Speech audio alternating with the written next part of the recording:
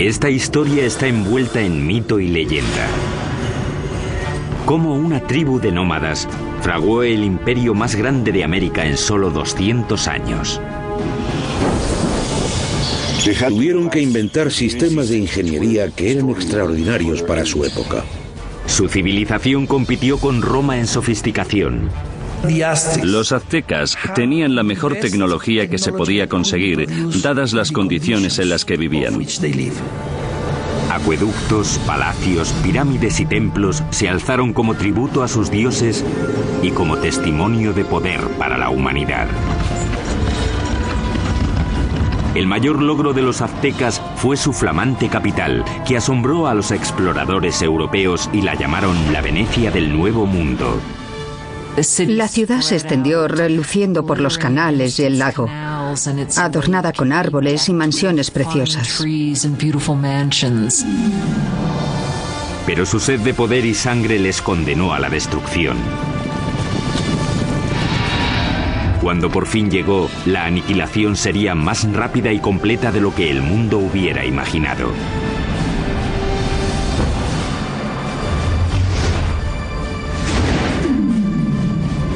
La construcción de un imperio, los aztecas. 1325 después de Cristo, centro de México, cerca de la Ciudad de México actual.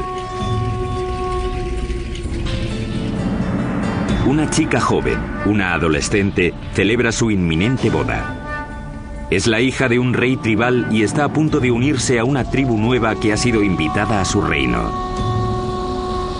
La tribu es conocida ahora como los aztecas. Como parte del ritual, 5 nobles aztecas la llevan a un antiguo templo para la ceremonia. Pero cuando llegaron arriba, los nobles la apartaron del altar y la pusieron sobre una losa que había ante el templo que se usaba para los sacrificios. Le sujetaron los pies y las manos mientras el quinto hombre levantaba un cuchillo de obsidiana en el aire. Con un movimiento rápido le abrió el pecho y extrajo el corazón que aún latía.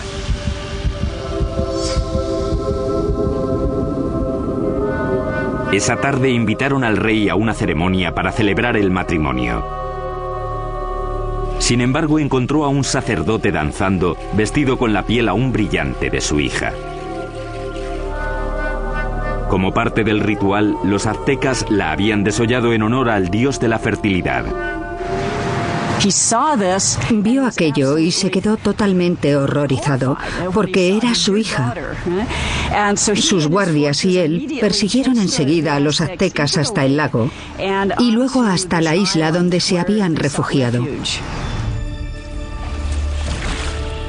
La isla pantanosa no era un lugar acogedor. Y aún así, desde allí los aztecas superarían todas sus expectativas y forjarían el imperio más poderoso de las Américas.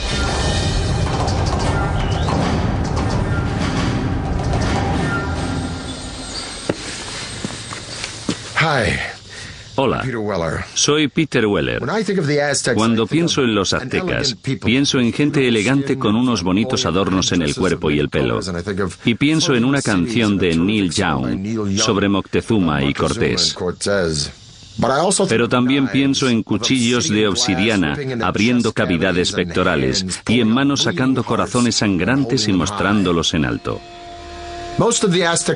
La mayoría de los sacrificios aztecas se hacían en un templo en la cima de una pirámide de piedra como esta. Los aztecas pensaban que sin esas ofrendas el sol dejaría de salir y el universo moriría. La historia azteca es una mezcla de hecho y mito, aunque sí sabemos que ese asesinato, con lo horrible que fue, no solo marcó el comienzo del imperio azteca, sino que literalmente marcó el lugar donde empezaría a surgir.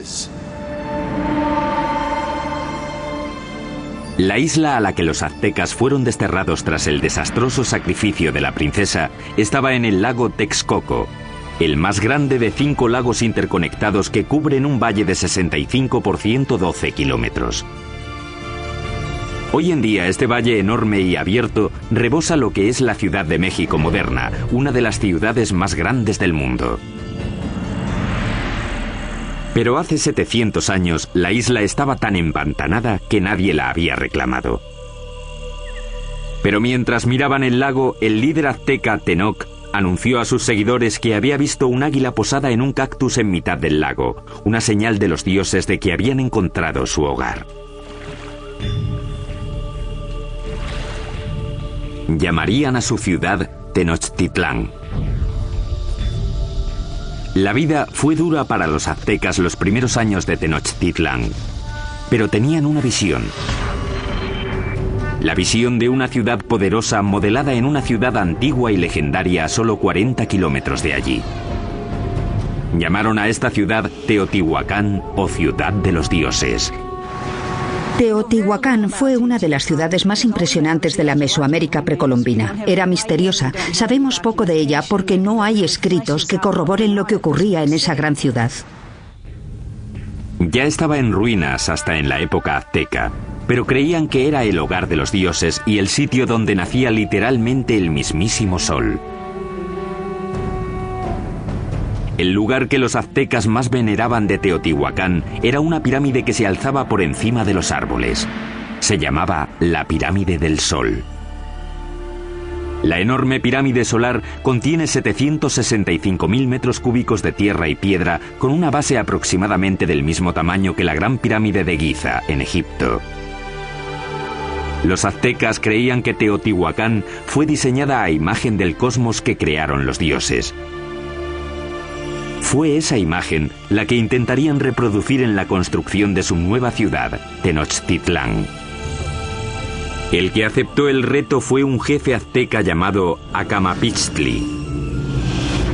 En 1376 se embarcó en un plan ambicioso para hacer una ciudad muy avanzada en Tenochtitlán.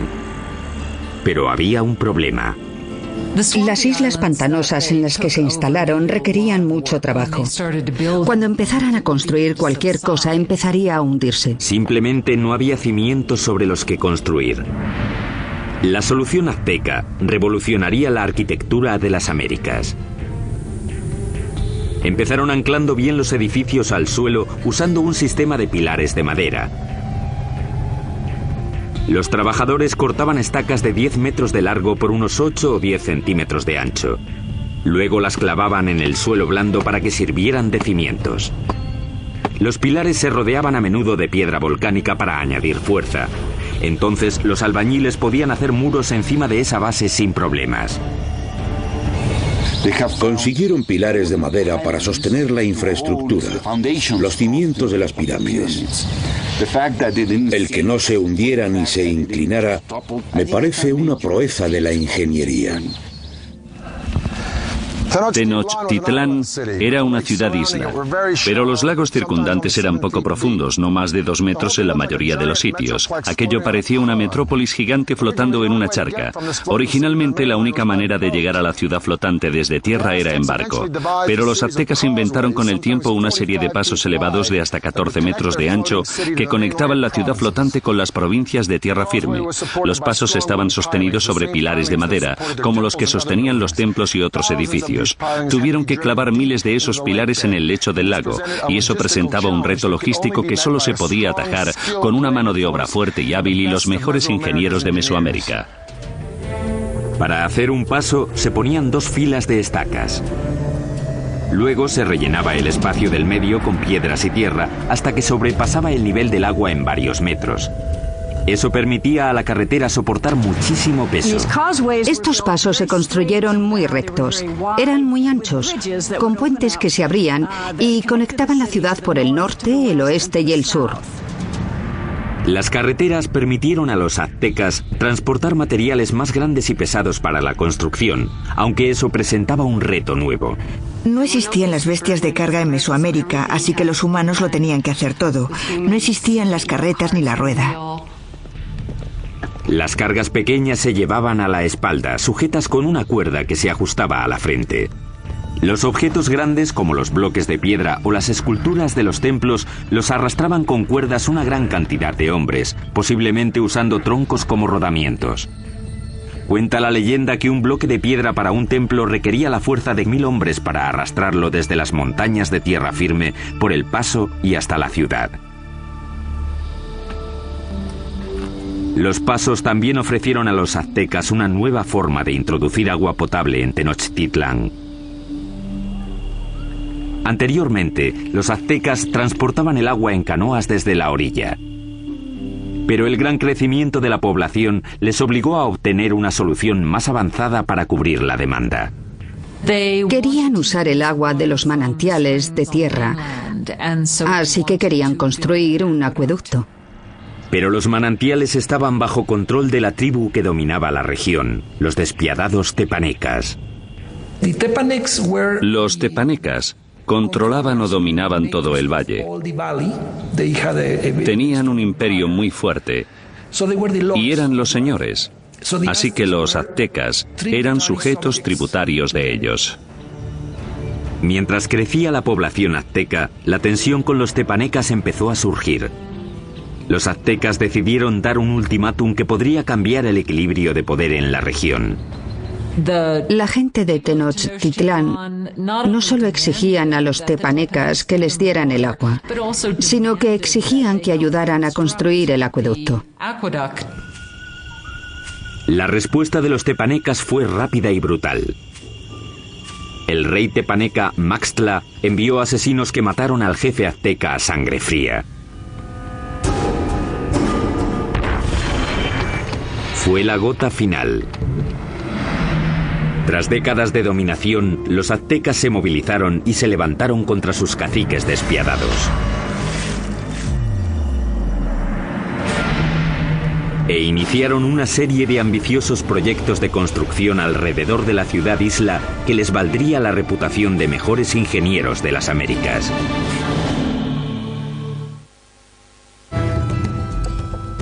Corría el 1428 y los aztecas habían declarado la guerra a sus caciques, una tribu llamada tepanecas. Pero para ganar a los tepanecas necesitarían una ayudita de sus vecinos. Los aztecas acudieron a la cercana ciudad-estado de Texcoco. Allí un jefe decisivo estaba ascendiendo. Se llamaba Nezahualcóyotl, y su liderazgo dominante sería crucial en la creación del imperio azteca. Con Nezahualcóyotl de su parte, los dominados aztecas se lanzaron a la yugular. Lanzaron un ataque total contra la capital tepaneca. Tras un sitio de más de 100 días, rompieron las defensas tepanecas y masacraron a sus opresores. Después de capturar al rey tepaneca Maxtla, el propio rey Nezahualcóyotl le arrancó el corazón y echó su sangre a las aguas del lago Texcoco. De repente las tornas habían cambiado. Ese es el preciso momento del comienzo del imperio y los aztecas se convirtieron en líderes del Valle de México. Tras conquistar el Valle de México, los aztecas pudieron centrar su atención en llevar agua potable a su ciudad creciente. Notablemente, los aztecas diseñaron y construyeron por su parte algo que solo unos pocos imperios dominarían: el acueducto. El acueducto tenía 2 canales, cada uno de 1,20 m de alto por 1 de ancho. Uno se mantenía limpio mientras el otro servía para que no se interrumpiera nunca el flujo de agua. El acueducto de 2 tubos recorría 5 kilómetros desde tierra firme hasta el centro de la ciudad-isla. En la ciudad, el agua llegaba hasta fuentes públicas y embalses y se distribuía al público en grandes jarras de barro o mediante canoas. En comparación con los europeos, los aztecas eran muy limpios. Sabemos que el emperador azteca se bañaba 2 veces al día. Así que en términos de higiene los aztecas estaban mucho más avanzados que los europeos. Mientras los nobles aztecas se bañaban en lujo, en esa época en Europa la peste, provocada por las condiciones insalubres, mataba a millones. El baño del rey Nezahualcóyotl era uno de los más especiales de las Américas.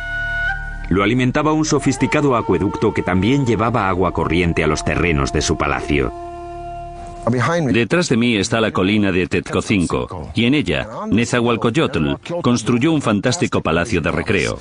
Alrededor del palacio había un jardín botánico con todas las flores exóticas de Mesoamérica. Nezahualcóyotl trajo el agua desde las montañas de Sierra Nevada hasta aquí, pasando por las colinas y su palacio, solo para regar las plantas. Para instalar aquí un acueducto, Nezahualcóyotl tuvo que llenar un enorme barranco que había entre Tezcocinco y la siguiente colina. Cuando el agua llegaba a la primera colina, se almacenaba en pequeños remansos construidos para controlar la velocidad del flujo antes de que llegara al acueducto. Tras cruzar el acueducto, el agua corría por un circuito alrededor de la colina de Tezcocinco, desbordándose por los laterales en cascadas para regar los jardines. Acababa en una piscina de roca tallada perfectamente redonda llamada la Bañera del Rey. Desde aquí podía observar sus dominios en Texcoco y su jardín botánico que regaba con su acueducto. Ciertamente es una bañera para un rey. A mediados del siglo XV, mientras el imperio prosperaba, los aztecas decidieron que era hora de elegir un soberano. Se llamaba Moctezuma y sería el primero de los dos emperadores cuyo nombre se conocería hasta ahora.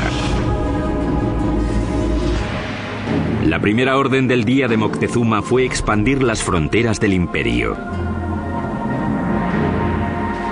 Los aztecas capturaron las ciudades-estado que había al sur, hacia el valle de Oaxaca, al oeste hasta el Pacífico y al este hasta el Golfo de México. En 1449, el imperio contaba ya con 15 millones de habitantes. En el corto periodo de 100 años, los aztecas consiguieron lo imposible. Cambiaron el orden del mundo mesoamericano. Pero al tiempo que los aztecas dominaban militarmente, su ciudad-isla era vulnerable a otro tipo de enemigo. Como Nueva Orleans, Tenochtitlán luchaba constantemente con el agua. Y uno de los primeros proyectos de Moctezuma fue proteger la ciudad de las inundaciones. Esto es lo que queda del lago Xochimilco, en la parte sur de Ciudad de México, de los tiempos aztecas de la ciudad de Tenochtitlán. Este lago, como los otros 4 que rodeaban a los aztecas, se alimentaba de manantiales, así que no había ríos o riachuelos por los que drenarse, y si llovía lo suficiente, el nivel del agua subía y se desbordaba por la tierra y la ciudad. Eso fue exactamente lo que pasó a mediados del siglo XV, cuando una inundación de proporciones catastróficas barrió Tenochtitlán. La ciudad que comandaba el imperio quedó casi destruida, y la civilización azteca tuvo que depender una vez más de la genialidad de sus ingenieros y de uno en particular. Moctezuma apeló a la ayuda de su antiguo aliado Nezahualcóyotl para proteger la ciudad que estaba reconstruyendo en el lago. Nezahualcóyotl diseñó algo que le convertiría en el mejor ingeniero del continente. Su plan era crear una zona de seguridad alrededor de la ciudad con un enorme dique que protegería Tenochtitlán y a sus habitantes. Fue diseñado para ser mayor que ninguna otra obra que hubiera en las Américas en ese momento, con una longitud de 16 kilómetros al este de la ciudad desde el extremo sur del lago y hasta el norte. Los muros fueron un trabajo de cestería, hechos de palos, juncos, piedras y tierra. Como el lago era poco profundo, el dique solo tenía 3,70 metros de alto, aunque el ancho era de 8 metros. Nezahualcóyotl remató el dique con compuertas, seguramente puertas de madera, que se podían subir o bajar para controlar el nivel del agua. El dique también sirvió para otro propósito: proteger el suministro de agua. Era importante construir algún tipo de mecanismo de protección para evitar que se mezclase el agua salada con el agua dulce de la parte oeste del lago. Napoleón dijo: un ejército marcha sobre el estómago. Es fácil suministrar comida de sobra para los civiles durante el desarrollo crítico de cualquier civilización, pero los aztecas perfeccionaron un método único no solo para proporcionar mucha comida al pueblo civil, sino para impulsar la expansión militar del imperio. Esta solución revolucionaria se llamó chinampas, un sistema que les permitió crear literalmente tierra nueva para cultivar y para vivir.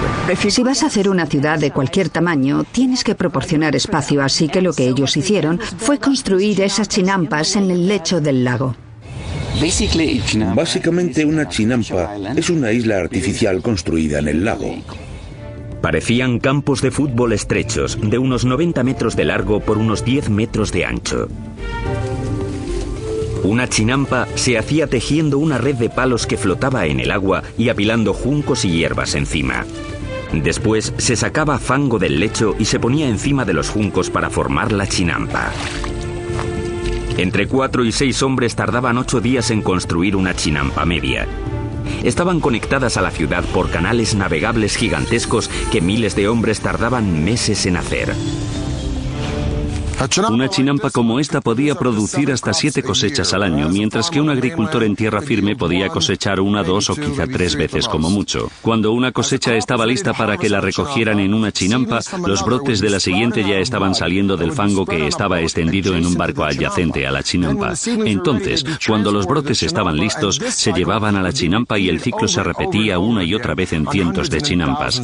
Fue esta tecnología lo que hizo que Tenochtitlán pasara de ser una ciudad tribal más en el siglo XIV a una ciudad-estado dominante y próspera. Con la infraestructura de la ciudad lista y enormes tierras bajo su control, los aztecas extendieron las fronteras de su imperio más que nunca. Crearon una red de carreteras muy extensa, superautopistas aztecas. Pero al tiempo que el imperio crecía, también lo hizo la práctica de sacrificios humanos. Muy pronto ríos de sangre corrían por las calles de Tenochtitlán.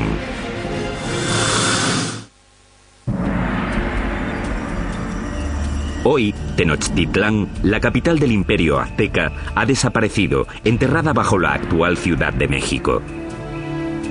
Pero hace 700 años era una capital brillante en ascenso, construida por ingenieros avanzados y liderada por emperadores exuberantes.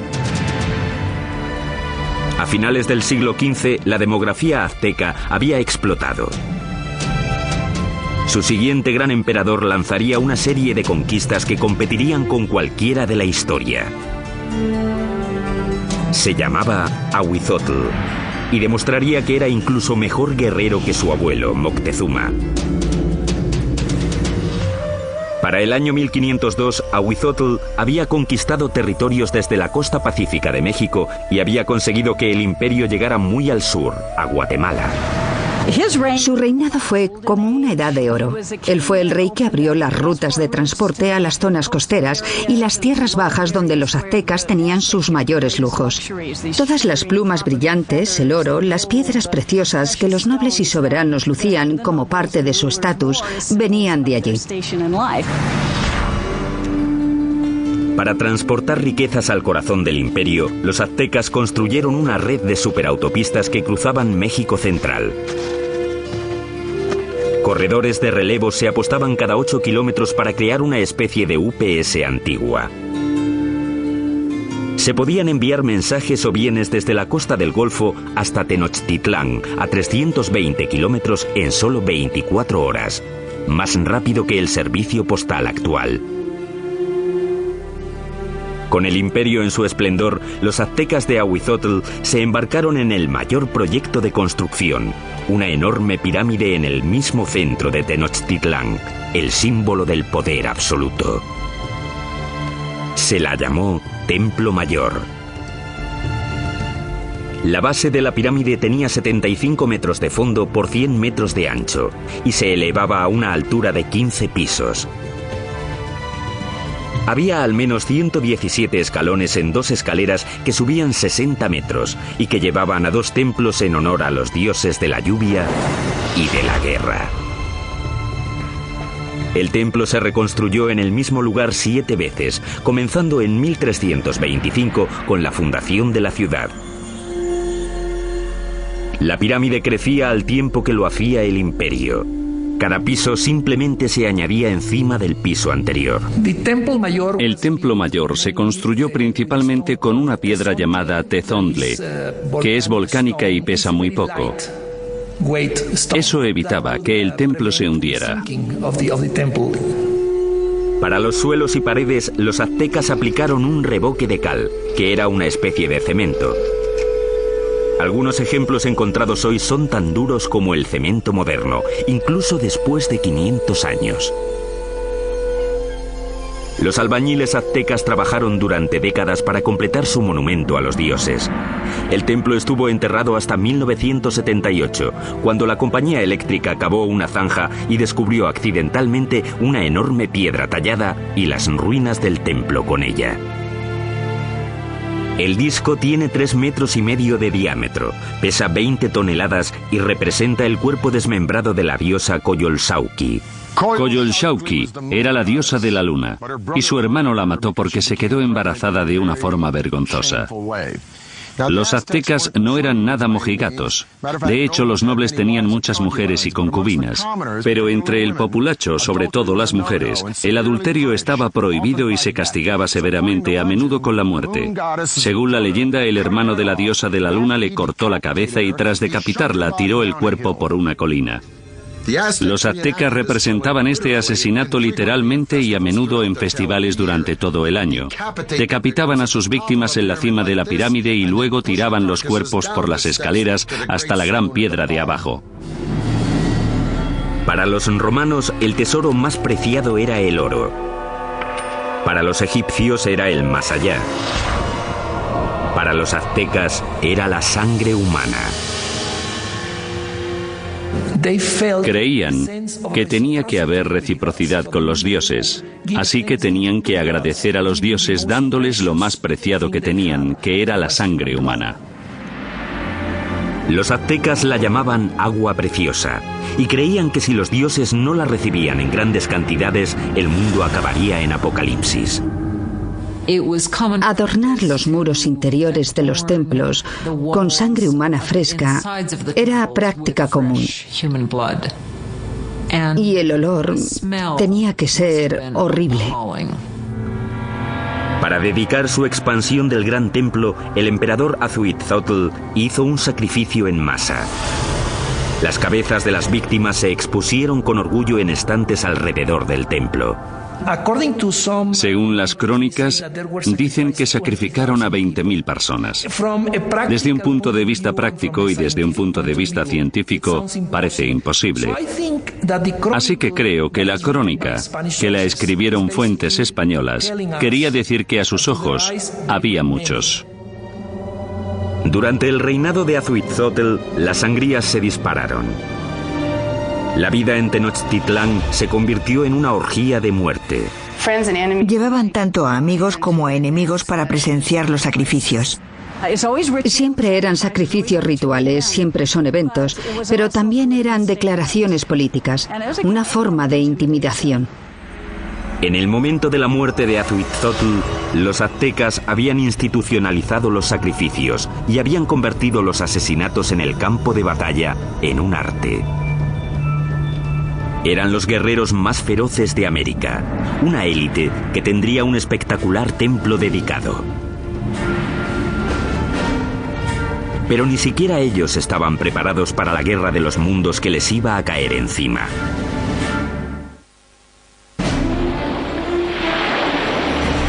Corría el año 1502. Azhuitzotl, emperador de los aztecas, muere. Moctezuma II, un ex sacerdote de 34 años, sube al poder. A un mundo de distancia, en España, un notario de 18 años llamado Hernán Cortés se prepara para cruzar el Atlántico para unirse a la conquista que su país está haciendo del Nuevo Mundo. El imperio azteca está en su cenit. Ahora se extiende por al menos 210.000 kilómetros cuadrados, desde Tenochtitlán hasta las dos costas y muy al sur hasta Guatemala. Unos 25 millones de personas formaban la ley azteca. Había 38 provincias cuyos habitantes pagaban importantes impuestos, enriqueciendo así a los nobles. La ciudad se extendió, reluciendo por los canales y el lago, adornada con árboles y mansiones preciosas. Y Moctezuma II lo presidía todo. Era conocido por sus habilidades políticas y militares. Un líder duro. Mató a la población de las ciudades que no se doblegaban a su mandato. Pero en privado estaba inquieto. Parece ser que Moctezuma era un individuo pasivo, incluso hasta depresivo. Cuenta la leyenda que después de ver un cometa pasando por el cielo de Tenochtitlán, pasó el resto de la noche llorando. Según pasaban las semanas, se volvió cada vez más paranoico. Pero en el culmen de su obsesión por lo sobrenatural, una amenaza muy real se aproximaba por mar. Los espías colocados a lo largo de la costa del Golfo informaron sobre algo muy extraño que no conseguían describir. No habían visto un barco en su vida, así que no tenían una palabra para describirlo. Por eso los indios se refirieron a los barcos como montañas que se mueven por el agua. En 1519, tras navegar desde Cuba, Cortés llegó con 11 de aquellas montañas flotantes y 500 hombres al Golfo de México, 320 kilómetros al sureste de Tenochtitlán. Las tribus quedaron atónitas ante aquellos hombres con armaduras de metal y animales que no conocían. Según avanzaron tierra adentro, masacraron brutalmente a las tribus que se resistieron, pero muchas otras se alegraron de poder proporcionarles comida y hombres. Una de las formas que uno de los jefes locales de la costa del Golfo utilizó para agradar a Cortés y su compañía fue con un grupo de mujeres que no solo estaban allí para las labores caseras, sino también, claramente, para hacer de cortesanas, para proporcionarles servicios sexuales. Pero entre las concubinas, una en particular llamó la atención de Cortés. Era la hija de un jefe que había sido vendida como esclava y se llamaba la Malinche. Desarrollaron una relación íntima y con el tiempo ella le dio un hijo. Ellos fueron las primeras personas de sangre mezclada del Nuevo Mundo. Pero era mucho más que una amante. Se convirtió en la intérprete de Cortés y su papel se amplió a consejera e intermediaria entre él y los aztecas. No solo era su traductora, también le contaba cosas que se estaban diciendo que se suponía que él no tenía que oír o entender. La red de corredores de relevos de Moctezuma le mantuvo informado de los movimientos de los españoles. Estaba claro que iban hacia la ciudad. Mientras avanzaba hacia Tenochtitlán en el verano de 1519, Cortés amasó un ejército de miles de hombres. El ejército de guerreros de Moctezuma contaba con cientos de miles. Iban vestidos de animales en el campo de batalla para intimidar a sus rivales. Parte de ello era espectáculo. Los guerreros llevaban distintos trajes increíbles.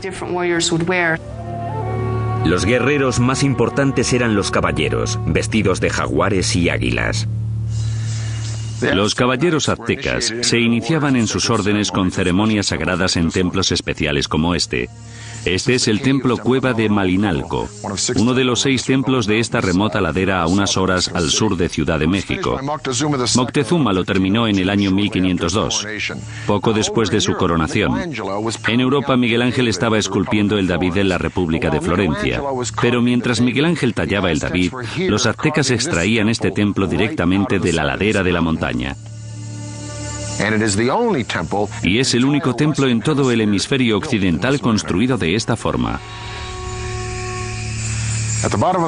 Al final de las escaleras de Coalcali se encuentran las esculturas de dos jaguares. A los lados de las puertas yacen los restos de dos guerreros. La puerta representa la boca abierta de una serpiente gigante. Literalmente se puede ver la lengua saliendo del templo. Los aztecas creían que esta era la entrada al centro de la tierra. Los guerreros privilegiados venían aquí, entraban en la sala con esculturas de águilas, les perforaban la nariz y ofrecían sangre en sacrificio para Huitzilopochtli, el dios de la guerra. Pero esta no sería, ni mucho menos, la última vez que los guerreros aztecas vendrían a dar su sangre. El primer encuentro entre Cortés y Moctezuma sería pacífico. Pero el conquistador sabía que un choque enorme y sangriento entre el viejo mundo y el nuevo mundo tendría lugar pronto. Y la aniquilación que tuvo lugar sería uno de los acontecimientos más aterradores de la historia de las Américas.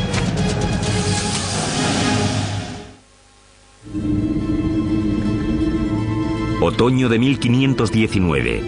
El conquistador español Hernán Cortés ha llegado por fin a la brillante capital azteca de la que tanto ha oído hablar, Tenochtitlán. Cuando los españoles vieron por primera vez Tenochtitlán, debieron pensar que era una visión, que estaban entrando en alguna especie de sueño. Una enorme fuerza de guerreros nativos aliados contra los aztecas le acompaña mientras avanza por el paso principal hacia la ciudad. El encuentro entre Cortés y Moctezuma en el paso hacia Tenochtitlán tuvo que ser uno de los acontecimientos más impresionantes de la historia del mundo. Fue un encuentro entre dos mundos distintos. Cortés le ofreció la mano, pero en cuanto lo hizo, los nobles que atendían a Moctezuma le empujaron diciendo: no, no, no, es una indignidad total. Nadie toca a Moctezuma, el gran señor de la tierra. El encuentro de los dos mundos fue pacífico, pero lleno de tensión. Moctezuma en ese momento ya se había vuelto impulsivo y propenso a las crisis de histeria. Así que el encuentro fue para calcular las fuerzas. Aunque los aztecas tenían un sistema diplomático y guerrero mucho más inocente comparado con el sistema tan taimado y ladino de los europeos. Moctezuma invitó a los españoles a quedarse en uno de sus palacios. Resultó ser un error catastrófico. Cuando los españoles entraron en la ciudad, quedaron tan impresionados que les pareció un sueño. En el centro de la ciudad se alzaba el colosal palacio del emperador. El palacio de Moctezuma II era un gigantesco complejo que se extendía por las 3 hectáreas contiguas al gran templo. Uno de los españoles se dio cuenta de que todos los días se reunían 600 nobles en el palacio de Moctezuma para oír las palabras del emperador. Moctezuma recibió a los españoles en una gran cámara de recepciones que había en la entrada, diseñada para que el emperador pareciera omnipotente. Pero el palacio de Moctezuma sería el último que construirían los aztecas. Cuando no llevaban ni una semana de visita, los españoles fueron a la yugular y secuestraron a Moctezuma. Fue un movimiento atrevido, pero compensó. El imperio parecía suyo. Aunque Moctezuma seguía siendo el líder oficial de la ciudad, durante un tiempo no fue más que el portavoz de Cortés. Durante 6 meses, la tensión dentro de los muros de Tenochtitlán se calmó. Entonces, en la primavera de 1520, todo cambió. Una mañana, unos soldados españoles interrumpieron un sacrificio sagrado y mataron a los participantes. El acto desencadenó un alzamiento. Para los aztecas, los españoles habían cometido un sacrilegio inefable. La ciudad quedó sumida en el caos cuando los aztecas marcharon al palacio de Moctezuma. Moctezuma intentó subir a la cima del palacio, hablar con la gente y calmarlos, pero ya no aguantaron más. Moctezuma se había convertido en la marioneta de los españoles. Una traición tan enorme a los ojos de su pueblo que le lapidaron y tiraron flechas. Poco después tiraron el cuerpo sin vida de Moctezuma por las escaleras del palacio. Nunca sabremos si murió a manos de los españoles o por las heridas que le infligió su propio pueblo. Y los españoles decidieron que sería un buen momento para irse de la ciudad. La noche del 30 de junio de 1520, los españoles intentaron escapar aprovechando la oscuridad. Pero no quieren deshacerse de las cosas que han cogido y arrastran el peso de todo lo que quieren llevarse. Fueron presas fáciles para los guerreros aztecas que les atraparon en el paso. Los cuerpos se apilaron rápidamente en el agua. 400 españoles fueron masacrados junto a miles de sus aliados indios. Esa escapada ha llegado a llamarse la Noche Triste. Cortés y unos pocos más consiguieron escapar con vida. Los españoles acabarían destruyendo la brillante ciudad de Tenochtitlán. Empezarían cortando la línea vital de la ciudad, el acueducto. Mientras cientos de miles de personas dentro de los muros de la ciudad estaban sin agua, Cortés creó un bloque alrededor de Tenochtitlán para que no recibieran suministros del exterior. Así que la idea del bloqueo era hacer que se rindiera la ciudad por hambre. Pero los aztecas tenían muchísima resistencia y no sería fácil vencerlos. Y lo que decidieron hacer fue lanzar un ataque por tierra y por mar. Durante siglos, el lago que rodeaba Tenochtitlán había constituido una barrera contra los invasores, pero Cortés encontraría una forma de evitarla. Hizo que miles de sus aliados indios transportaran los barcos en piezas atravesando las montañas para montarlas y lanzarlas al lago. Mayo de 1521. Cortés lanza su gigantesco ejército en un ataque final y decisivo contra Tenochtitlán. 600 españoles, incluyendo 100 caballeros y hasta 50.000 aliados indios, se enfrentaron a los defensores aztecas de la ciudad sobre los pasos.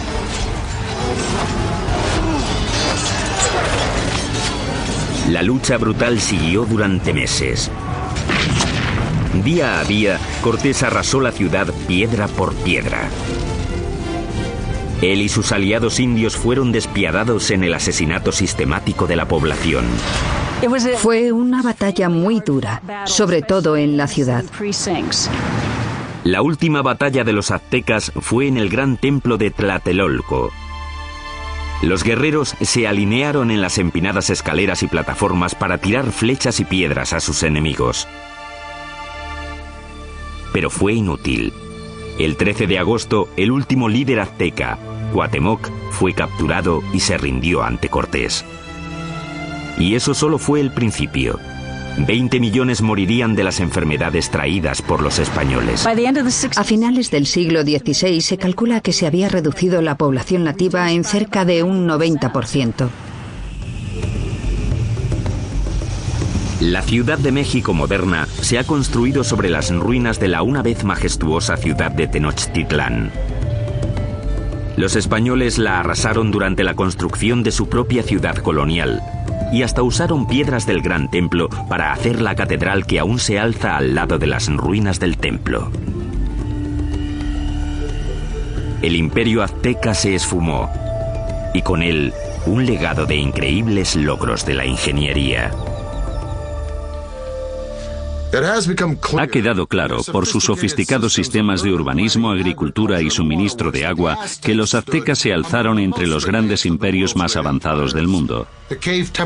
El templo excavado de Malinalco es uno de los logros aztecas más impresionantes que los españoles no destruyeron. Sitios impresionantes como este obligan a hacer la pregunta: ¿cómo sería México hoy si los españoles no hubieran venido? Soy Peter Weller para el canal Historia.